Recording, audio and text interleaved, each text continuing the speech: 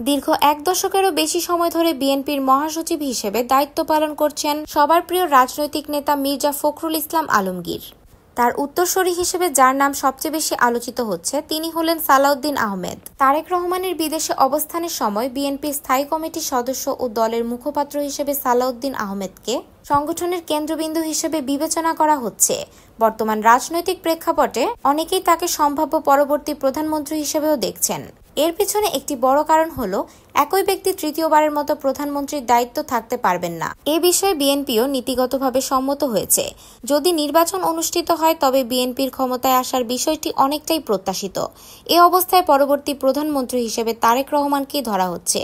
শারীরিক অবস্থার কারণে খালেদা জিয়ার রাজনীতিতে সক্রিয় থাকা নিয়ে সংশয় তৈরি হয়েছে। ফলে দলের পূর্ণ দায়িত্ব তারেক রহমানের হাতে তুলে দেবেন বেগম খালেদা জিয়া। কিন্তু যদি তিনি পরপর দুবার প্রধানমন্ত্রী হন তাহলে তৃতীয় মেয়াদে নেতৃত্ব দেবেন কে? এই প্রশ্ন এখন আলোচনার কেন্দ্রে। কারণ তার স্ত্রী ডাক্তার জোবায়দা রহমান কিংবা কন্যা জাইমা রহমানের রাজনীতিতে সক্রিয় অংশগ্রহণের ইঙ্গিত মেলেনি। এমনকি আসন্ন নির্বাচনেও তাদের অংশগ্রহণের সম্ভাবনা ক্ষীণ। সেই বিবেচনায় তারেক রহমানের 2 মেয়াদ শেষ হলে সালাউদ্দিন আহমেদই প্রধানমন্ত্রী হওয়ার সবচেয়ে সম্ভাব্য ব্যক্তি হতে পারেন। বিএনপির রাজনৈতিক কর্মসূচি থেকে শুরু করে ঐক্যমতের বৈঠক পর্যন্ত যেভাবে দক্ষতা ও দৃঢ়তা নিয়ে নেতৃত্ব দিচ্ছেন সালাউদ্দিন আহমেদ, তাতে তিনিই ভবিষ্যতে বিএনপির সর্বোচ্চ নেতৃত্ব আসীন হবেন বলে রাজনৈতিক বিশ্লেষকরা মনে করছেন।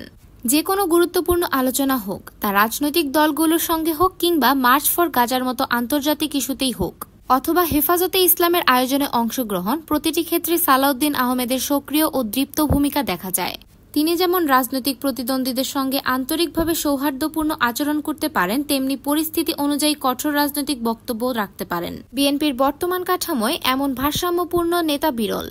আইনশাস্ত্রে শিক্ষালাভের কারণে তিনি রাষ্ট্র পরিচালনার কাঠামো ও নীতিমালাগুলো সম্পর্কে সুস্পষ্ট ধারণা রাখেন, যা তাকে সম্ভাব্য প্রধানমন্ত্রী হিসেবে জনগণের কাছে গ্রহণযোগ্য করে তোলে।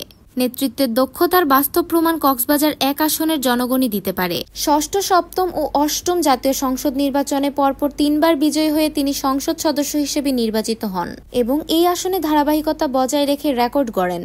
তিনি স্বাধীনতা পরবর্তী কক্সবাজার জেলা থেকে প্রথমবারের মতো মন্ত্রিত্ব পান, যা তার রাজনৈতিক কৃতিত্বের গুরুত্বপূর্ণ অধ্যায়। যোগাযোগ প্রতিমন্ত্রী হিসেবে দায়িত্ব পালনের সময় বৃহত্তর চকরিয়া থেকে কিছু এলাকা বিভাজন করে 2002 সালের 27 ফেব্রুয়ারি পেকুয়া নামে একটি নতুন উপজেলা প্রতিষ্ঠা করেন। এই সময় তিনি পেকুয়ায় প্রয়োজনীয় অবকাঠামো গড়ে তোলেন, আধুনিক স্থাপনা নির্মাণ করেন এবং সামগ্রিক উন্নয়ন নিশ্চিত করেন, যার সুফল এখনও স্থানীয় বাসিন্দারা পাচ্ছেন।